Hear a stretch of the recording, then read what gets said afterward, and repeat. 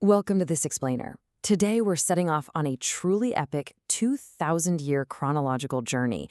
We are going to visually trace the massive, sprawling footprint of the Celts, a people whose movements literally shaped the foundations of Europe and even stretched way out into Asia Minor.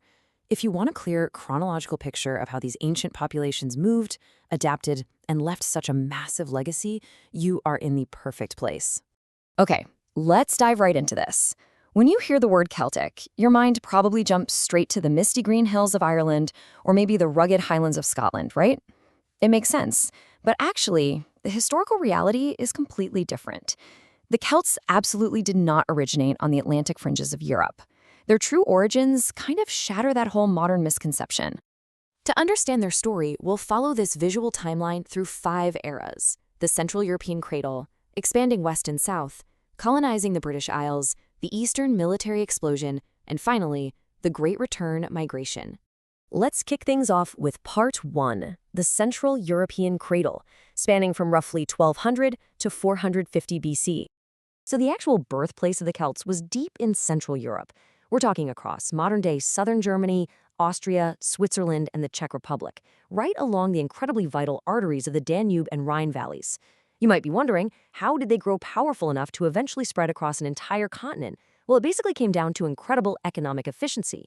They developed advanced iron tools and the plow, which made their agriculture highly successful. Add in a super lucrative salt trade, and boom, you get a massive population explosion. The stage was perfectly set for their massive migrations. And this brilliantly illustrates the cultural shift that followed that population boom. Around 500 BC, the hyper-hierarchical system of the old Hallstatt princes completely collapsed. Their fortified citadels like Vix in France or Heineberg in Germany, which had totally monopolized luxury trade with the Greeks and Etruscans, they were just burned or abandoned, likely by restless warrior youths. After that, the center of power shifted north, and the Law 10 culture was born.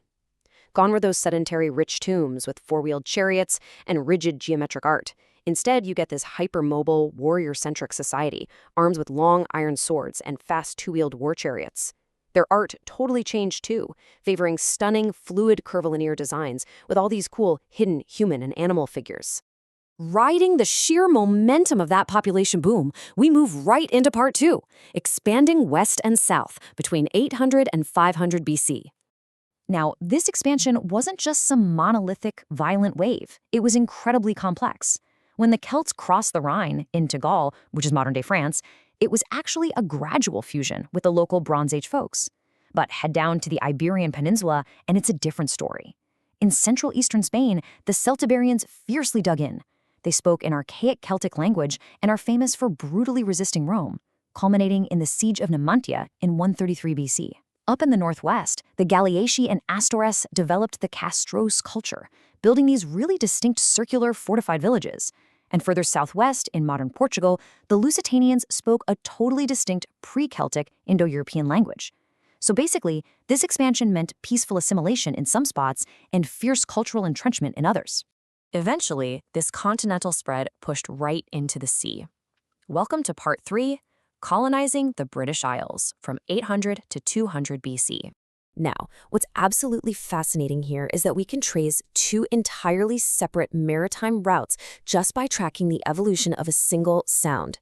The Atlantic route brought Celts from Iberia and Atlantic Gaul over to Ireland. They brought ancient languages that preserved the Indo-European KW sound, pronouncing it as a hard C or Q. We call this q-celtic and eventually gave birth to Gaelic. Later on, the Channel route saw tribes from northern Gaul and Central Europe cross directly into Britain. They spoke a p-celtic language where that exact same KW sound transformed into a P.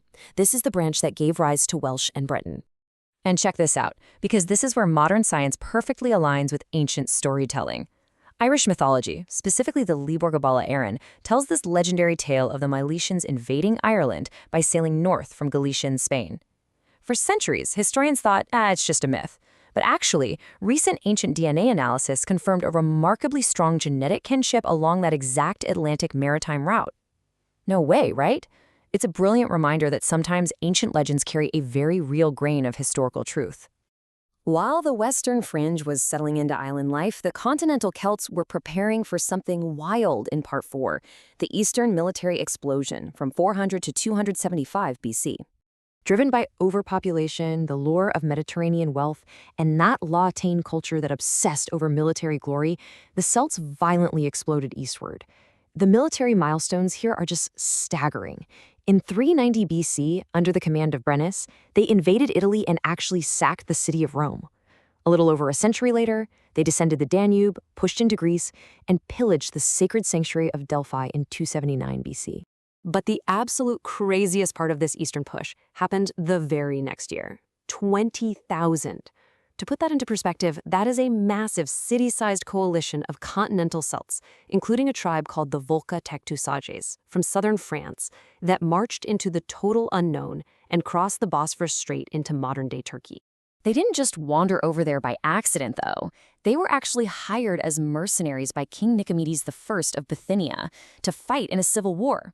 After decades of fighting, these European warriors finally settled down right in the middle of Turkey, around the Ankara region. They named this new territory Galatia, and incredibly, despite being surrounded by entirely different Middle Eastern cultures, they kept their distinct Celtic culture and Gaulish language alive all the way into the 5th century AD.